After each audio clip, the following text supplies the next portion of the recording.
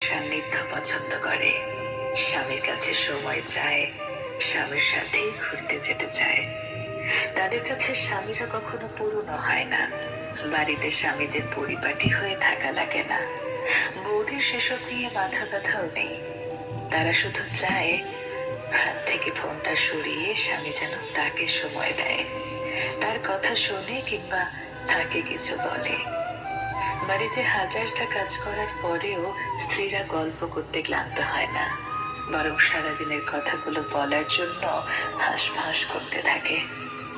তাদের শুয়ে পড়লেই ঘুম চলে আসে না, বরং ঘুমন্ত স্বামীর দিকে চাতক পাখির মতো তাকিয়ে থাকে। এই পুরো বিষয়টাতে টাকা পয়সার কোনো হাত নেই, সৌন্দর্যের হাত নেই, বিষয়টা ভালোবাসার। স্বামী সুন্দর কিংবা অসুন্দর, টাকাওয়ালা কিংবা গরিব, পুরনো কিংবা নতুন, এইসব সত্যিই কোনো ম্যাটার করে না। তারা শুধু ভালোবাসার মানুষটাকেই ভালোবাসে।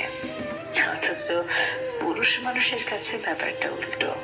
তাদের কাছে বউ পুরনো হয়, বউকে ভালো লাগে না, বউয়ের কথা ঘ্যান ঘ্যান মনে হয়। বাইরের নারীদের তারা যতটা গুরুত্ব দেয়, ঘরের বউকে যদি সেটুকু দিত, তবে স্ত্রীদের অন্তত মানসিক শান্তির অভাব হতো না।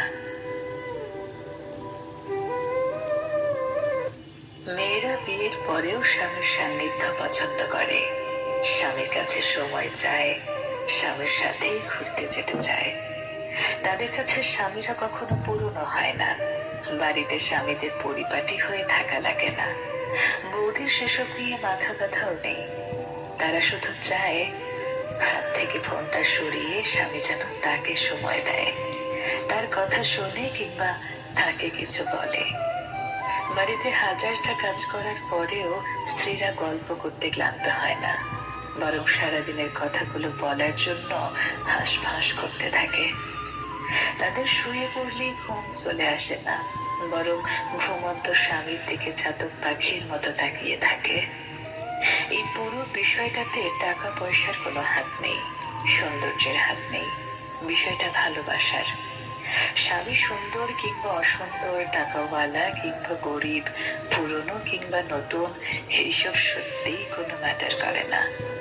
তারা শুধু ভালোবাসার মানুষটাকেই ভালোবাসে।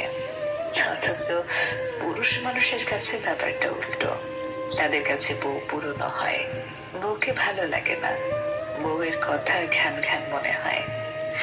বাইরের নারীদের তারা যতটা গুরুত্ব দেয়, ঘরের বউকে যদি সেটুকু দিত, তবে স্ত্রীদের অন্তত মানসিক শান্তির অভাব হতো না।